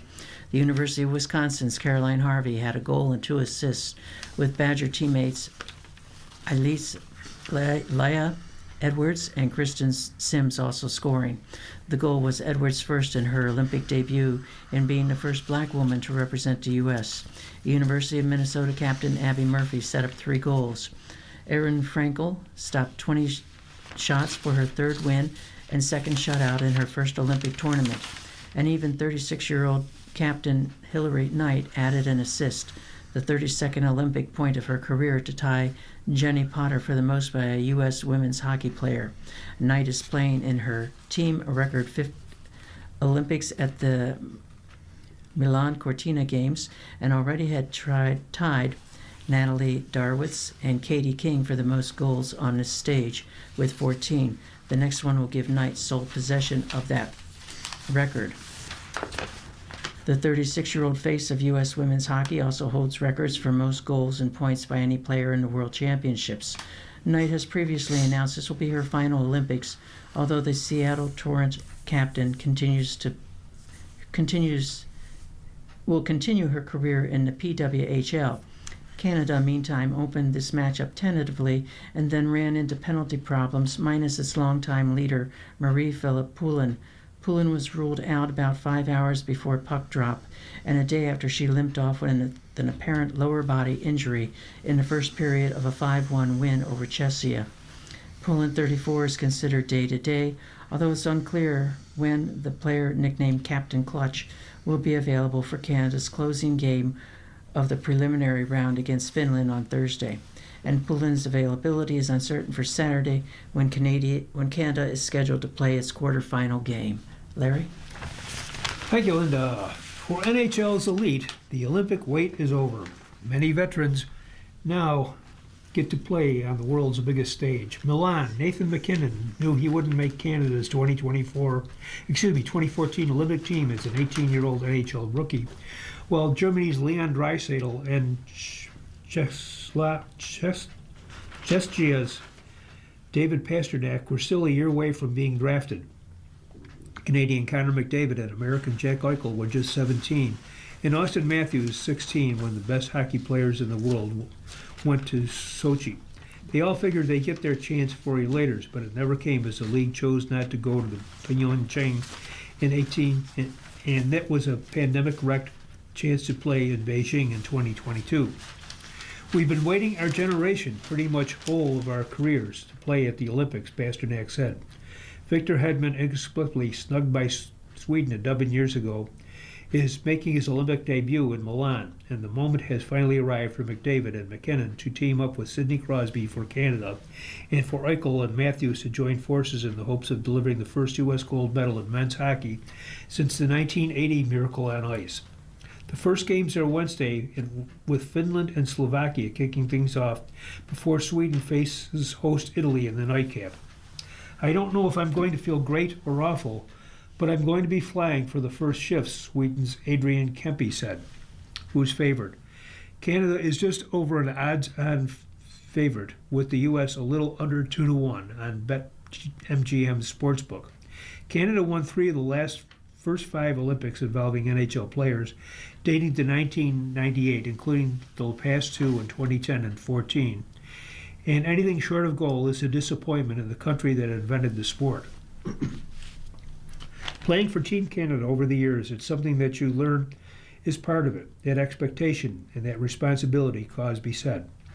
The U.S. has a stacked roster from Eichel, Matthews, and brothers Brady and Matthew Tkachuk up front to deep defense led by Quinn Hughes, Charlie McAvoy, and Zach Werenski, and a stellar trio of goaltenders in Connor Hellebuck, Jake Ottinger, and Jeremy Swayman.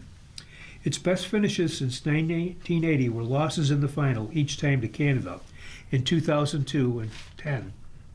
It's pretty much every country's mindset here is to win, and our team is no different, said Matthew Tkachuk. If you come here with another mindset, you probably shouldn't be here. Enter Sweden in the 15-2 third choice, losing projected number 1 center Leo Carlsson and top 4 defenseman Jonas Brodin to injury certainly hurts. But the Swedes have 4 players back from the team that reached this final and took home silver in Sochi. They are not worried about all the talk being about the U.S. and Canada. It doesn't hit our ego, Sweden coach Sam Hallman said. That's natural. It's the 2 biggest hockey nations in the world at the moment. What's the format? The 12 teams are divided into 3 groups, with each playing 3 round-robin games. The U.S. opens Thursday against Latvia, plays Denmark on Saturday, and wraps up the preliminary round Sunday against Draisaitl in Germany. Canada is grouped with Chechnya, Switzerland, and France. The longtime rivals Finland and Sweden are with Italy and Slovakia. No one gets eliminated, which changes the question of how coaching staffs approach lineup and goaltending decisions and other aspects of the tournament. The teams are seeded 1 through 12 based on points, 3 for a regulation win, 2 for an overtime or a shootout win, and 1 for an overtime or a shootout loss, and none for a regulation loss, with tiebreakers included head-to-head matchups and goal differential. The winner of each group, plus the next best overall team, advances to the quarterfinals on February 18th. Teams ranked 5 through 12 play each other in a qualification round on February 18th. Thank you, Larry. You're listening to a reading of today's Buffalo News on your Niagara Frontier Radio reading service. The time is 10:33. On to Asking Eric. Alexa's eardropping makes for uncomfortable visits. Dear Eric, I have friends who have an Alexa in their homes, and I understand that Alexa is a valuable tool when used as indicated. I also understand that it listens to any conversation carried on in its presence. This bothers me because we often have intimate and/or professional conversations. Is this a legitimate concern, or am I being paranoid? Also, if this is a legitimate concern, how do I address my concerns with friends? From No Eavesdropping. Dear No Eavesdropping, without getting too in the weeds about the ins and outs of smart devices, Alexa and devices like Google Assistant and Siri are designed to listen for their wake word and then record, analyze, and store what comes after. There are times when these devices mishear, for lack of a more accurate term, the sounds around them and wake. Maybe someone says Alexa on a TV show and the device in your house responds, or maybe someone in the room says something that sounds to the device like the wake word. Users can stop these devices from listening by turning off the microphone, or they can make other privacy adjustments like deleting recorded conversations. When you visit a home with a smart device, you can ask that your friends do this for your comfort. that this is less about paranoia than it is about how we interact with the technology around us. While it is increasingly common to be monitored and tracked by smart devices and other tools, it isn't always a requirement. I'm sometimes perplexed by how many machines in my house need access to the Wi-Fi in order to function, supposedly. Why must my toaster be surfing the web? It behooves all of us to think about how we want to engage with technology. We can't control what's going on with a cell phone in a stranger's pocket, but we can make requests of friends.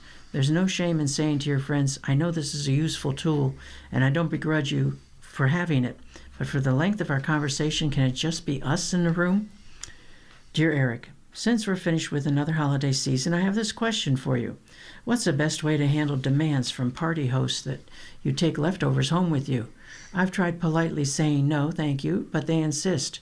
I've explained I'm going on vacation in a few days and have to eat up my own food, or I just made a big meal myself that's taking up space in my fridge. I've tried using dietary needs as an excuse, but close family knows I don't have any. Sometimes I just don't like what they made. Why take any home with me? Sometimes they react with hurt feelings. Sometimes they get mad. I can't stand food waste, so I'm not going to take it and toss it when I get home. What else can I do? From your leftovers, not mine. Dear leftovers, no or no thank you is a complete sentence. If you can't take or don't want to take the food, you don't have to. The host has to be responsible for their feelings about this. However, remember that for many, the offer of leftovers is part of the hospitality. They might not see the leftovers as their leftovers. So when you decline, they might feel an important part of their lovingly prepared meal is being rejected. You can try to head this off at the pass by saying before a meal, or even when the invite goes out, that you don't like to take leftovers and you want to avoid any hurt feelings. You can also pivot the request by asking the host if there are any friends or neighbors who might need or appreciate the meal. And dear Eric, I am all too aware that this problem pales in comparison with some of the more serious issues with which you deal on a regular basis. However, my wife of more than 40 years and I have had a long-standing truce regarding the daily crossword puzzle and jumble. She does the former and I do the latter. Of late, however, she has taken to completing my jumble, and woe to me if I so much as breathe on a crossword. Please don't suggest counseling, as I always picture the Lockhorns and Dr. Pullman from Jumbled. Dear Jumbled, as a big proponent of local journalism, how could I not be? I suggest you get a second subscription so each of you has your pick of the puzzles. In addition, however, ask her what's changed about your long-standing truce. This might be a tiny ripple in the surface of your marriage, but if she's disregarding your wants and a 40-year practice, it's worth finding out why. Larry? Ever heard of a Xerox? Just copy the darn thing. Trump's immigration agenda roils opening days of Winter Olympics. Livigno, Italy. As the Winter Olympics opened in Milan, Vice President Vance hailed the competition as one of the few things that unites the entire country. The unity didn't last long. The early days of the Milan Cortina Games have been roiled by the tumultuous political debate in the United States. American athletes have faced persistent questions about President Trump's aggressive immigration enforcement agenda and their comfort in representing a country whose policies are increasingly controversial on the world stage. There's obviously a lot going on that I'm not the biggest fan of, and I think a lot of people aren't. American freestyler skier Hunter Hoyce said as he spoke of the mixed emotions of representing the U.S. If it aligns with my moral values, I feel like I'm representing it. Just because I'm wearing the flag doesn't mean I represent everything that's going on in the U.S. That prompted a fast response from Trump, who said on social media that Hess was the real loser and shouldn't have tried out for the team.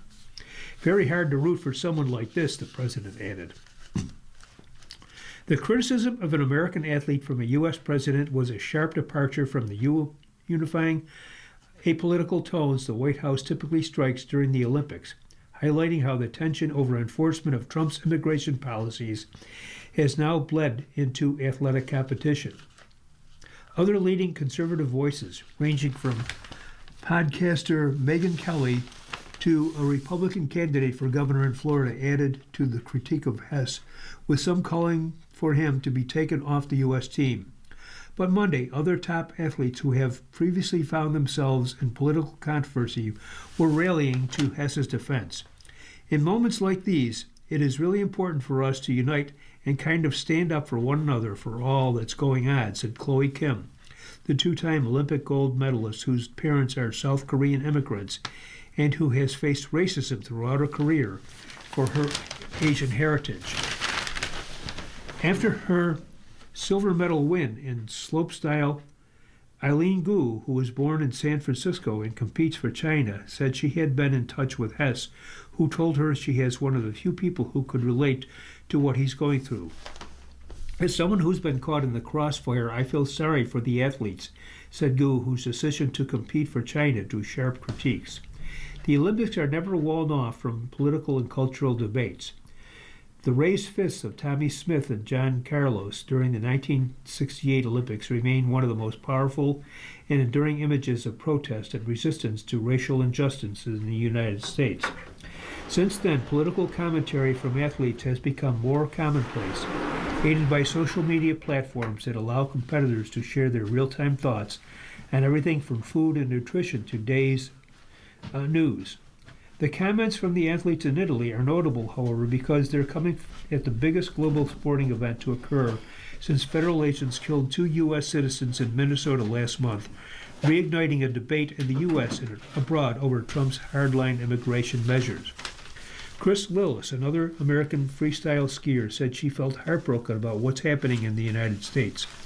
As a country, we need to focus on respecting everybody's rights and making sure that we're treating our citizens, as well as everybody, with love and respect, he said. I hope that when people look at the athletes competing in the Olympics, they realize that that's the America that we're trying to represent. Skiing star Michaela Schifrin quoted Nelson Mandela as she acknowledged a lot of hardship in the world globally, and there's a lot of heartbreak and there's a lot of violence. It can be tough to reconcile that when you're also competing for medals in an Olympic event, she said. I'm really hoping to show up and represent my own values, values of inclusion, values of diversity and kindness and sharing, tenacity, work ethic, showing up with my team every single day. For the most part, athletes are largely engaging in political conversation during news conferences when they're specifically asked to respond to news events.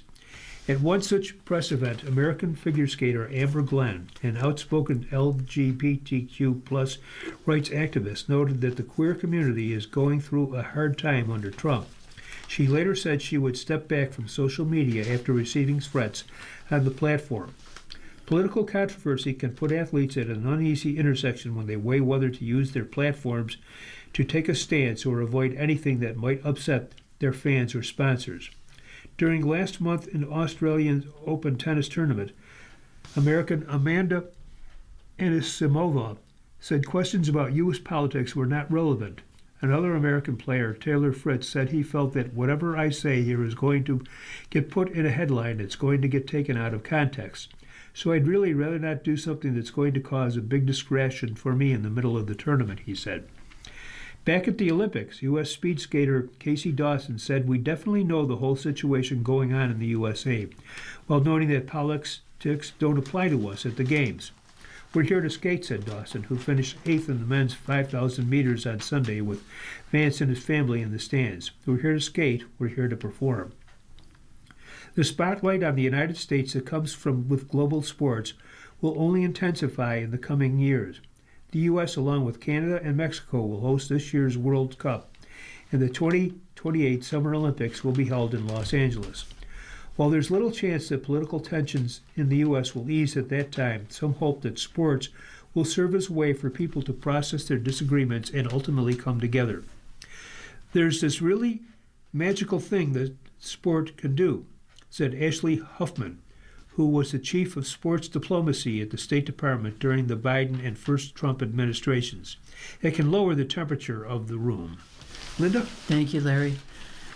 ICE Chief defends agency's actions to Congress after protester deaths. Todd Lyons, the head of Immigration and Customs Enforcement, defended his agency's officers before Congress on Tuesday, standing behind their tactics and saying they would not be intimidated as they carry out the president's mass deportation agenda. Lyons was one of 3 heads of agencies implementing President Trump's immigration agenda to testify in a hearing called after the shooting deaths of 2 Americans at the hands of federal officers. They faced fierce questions from Democrats and support from most Republicans over how they are prosecuting immigration enforcement inside American cities. "Let me send a message to anyone who thinks they can intimidate us. You will fail," said Lyons, who blamed elected officials and protesters for escalating rhetoric that he said endangered his officers. Lyons, who at various points declined to comment directly on the killings of the 2 U.S. citizens, said his officers would not be deterred and that he would not apologize for their actions. We are only getting started," he said in opening remarks. Trump's immigration campaign has been heavily scrutinized in recent weeks, especially after the shooting deaths in Minneapolis. The agencies have also faced criticism for a wave of policies that critics say trample on the rights of both immigrants facing arrest and Americans protesting the enforcement actions. The testimony is unlikely to quell simmering tensions over the centerpiece policy of Trump's second term.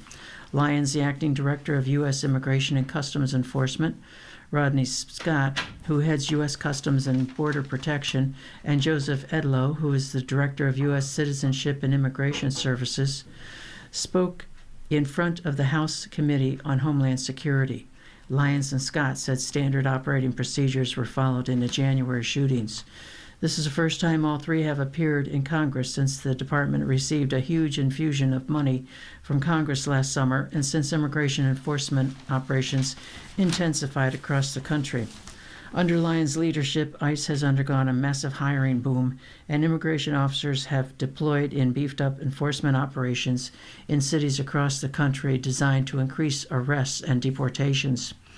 The officials spoke at a time of falling public support for how their agencies are carrying out Trump's immigration vision. Their testimony comes as Democratic lawmakers in Congress are demanding restraints on immigration officers before agreeing to fund the Department of Homeland Security, and they warned the country would be less safe if federal funds expire at the end of the week. Democratic leaders say a proposal from the White House is incomplete and insufficient as they demand new restrictions and threaten a shutdown with the Homeland Security Department. Tuesday's hearing was called after federal officers shot and killed Alex Preddy and Renee Good, which sparked outrage across the country and demands for accountability and reform. The ranking Democratic member of the committee, Bernie Thompson from Mississippi, called the hearing the start of a reckoning and said the Homeland Security Secretary Kristi Noem should be held accountable. Demanding answers in the aftermath of the Minneapolis shootings, Thompson said the department has blocked lawmakers from visiting detention facilities and needs to be more responsive to questions. "Every American should be outraged," Thompson said. Opening the hearing, Representative Andrew Garbarino, chairman of the committee, called the moment an inflection point, but warned those in attendance against making any comments offensive to Trump or Vice President Vance. The New York Republican called the inflammatory rhetoric and the lack of cohesion between state and local law jurisdictions, along with the deaths of U.S. citizens, unacceptable and preventable. The administration says that activists and protesters opposed to its operations are the ones ratcheting up attacks on their officers, not the other way around, and that their immigration enforcement operations are making this country safer by finding and removing people who've committed crimes or pose a threat to the country. During Scott's tenure, his agency has taken on a significant role in arresting and removing illegal immigrants from inside the country. That increased activity has become a flashpoint for controversy and marks a break from the agency's traditional job of protecting borders and controlling who and what enters the country. During his opening statement, Scott lashed out at what he called an unprecedented level of aggression, interference, and intimidation against federal officers in the course of doing their jobs, calling attacks on federal officers coordinated and well-funded. "This is not peaceful protest," Scott said. "No law enforcement officer should be put at risk simply for doing a job that we have to ask them to do." Scott and Lyons said thousands of officers deployed were now outfitted with body cameras, with more to come. In rare pushback, one Republican member of Congress suggested that it was Border Patrol Commander Gregory Bovino who had contributed to the escalation in tensions in immigration enforcement, especially in Minnesota. In Minneapolis. I would argue, in fairness, that he escalated the situation, Representative Michael McCall said. Under Bovino, a group of Border Patrol agents hopscotched around the country to operations in Los Angeles, Chicago, Charlotte, and New Orleans, where they often were accused of indiscriminately questioning and arresting people they suspected were in the country illegally. Bovino says his targets were legitimate and identified through intelligence, and says that if his officers use force to make an arrest, it's because it's warranted. A Border Patrol agent and Customs Border Protection officer both opened fire during Preddy's shooting death. Good was shot and killed by an ICE officer. After the Preddy shooting, Bovino was reassigned, and Trump sent border czar Tom Homan to Minneapolis to assume control, a move McCall praised. Lyons said that de-escalation was because protests had diminished, allowing ICE to do their targeted, intelligence-driven enforcement operation. Larry? Thank you, Linda. Trump threatens opening of U.S.-Canada bridge. Washington. The White House says President Trump has the right to amend a permit for a new bridge between Canada and Michigan, prolonging the latest dispute between the U.S. and its northern border hours after its prime minister signaled there could be a detente. The Gordie Howe International Bridge, which would connect Ontario and Michigan, would be a vital economic artery between the two countries, is scheduled to open in early 2026. But Trump is now threatening to block the bridge from being opened, calling for Canada to agree to a litany of unspecified demands as the two nations prepare to renegotiate a sprawling trade pact later this year. Canadian Prime Minister Mark Carney said earlier Tuesday that he spoke with Trump and expressed confidence that spat would be resolved. But a White House official later Tuesday said the ownership structure of the bridge remains unacceptable to the U.S. president. Canada paid for the bridge, named after a Canadian-born Detroit Red Wings hockey star. Construction has been underway since 2018. The official said that all international infrastructure projects require a presidential permit, and that Trump would be within his right to amend that permit. The person was granted anonymity because they did not have permission to speak publicly. The fact that Canada will control what crosses the Gordie Howe Bridge and owns the land on both sides is unacceptable to the president, White House Press Secretary Carolyn Leavitt told reporters on Tuesday. It's also unacceptable that more of this bridge isn't being built with more American-made materials. The new fight over the bridge is the latest volley in an increasingly sour relationship between the United States and Canada, particularly over trade policy. Trump has also mused publicly about acquiring Canada as the 51st U.S. state, much to the dismay of Canadians. Following his conversation with Trump, Carney said this is going to be resolved, and noted that he told the U.S. president that the Canadian and Michigan governments shared ownership of the bridge. Michigan Governor Gretchen Whitmer's office has also emphasized that the bridge will be operated under a joint ownership agreement between the state and Canada, even though the Canadian government paid for it. Carney also added that U.S. steel was used in the project, which employed U.S. workers. According to Carney, Trump told him he'll ask the U.S. ambassador to Canada, former Michigan Representative Pete Hoekstra, to play a role in smoothing the conversation in and around the bridge. Hoekstra did not return an immediate request for comment. I look forward to an opening, and what is particularly important is the commerce and tourism of Canadians and Americans that go across that bridge, Carney said. The project was negotiated by former Michigan Republican Governor Rick Snyder and paid for by the Canadian government to help ease congestion over the existing Ambassador Bridge and Detroit Windsor Tunnel. Snyder wrote in an op-ed in in the Detroit News on Tuesday that Trump was wrong in asserting that Canada owns both the U.S. and Canadian sides of the Gordie Howe Bridge. Canada and the state of Michigan are 50-50 owners of the new bridge, Snyder wrote. Canada was wonderful and financed the entire bridge. They will get repaid with interest from the tolls. Michigan and the United States got their half ownership with no investment. The former governor also emphasized that parts of the bridge construction were exempt from Buy America requirements for its steel because half of the project was outside the U.S., and subsequently, U.S. law should not apply to them. You've been listening to a reading of the articles and features from the Buffalo News for Wednesday, February 11th, 2026. We read the Buffalo News live on weekday and Sunday mornings at 9 a.m. and rebroadcast at 4 p.m. For more information, call 716-821-5555. Your readers today have been Linda Ranella and Larry Bean. Thank you for listening, and please continue to stay safe.